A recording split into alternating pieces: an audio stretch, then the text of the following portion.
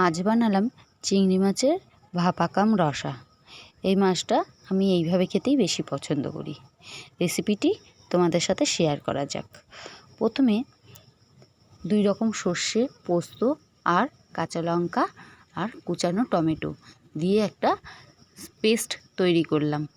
তারপর টিফিন কারিতে চিংড়ি মাছ ধুয়ে নিয়ে নিলাম।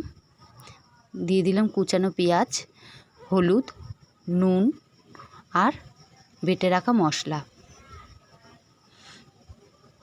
দিয়ে দিলাম কাঁচা সর্ষের তেল। দিয়ে ভালোভাবে মাছটি মাখিয়ে নিলাম মশলার সাথে। সামান্য চিনি দিলাম আর দিয়ে দিলাম মশলা ধোয়া জল।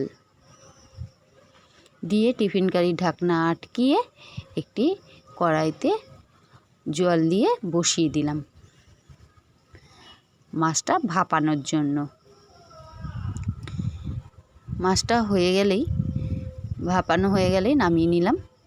নামিয়ে দেখো কীরকম হয়েছে।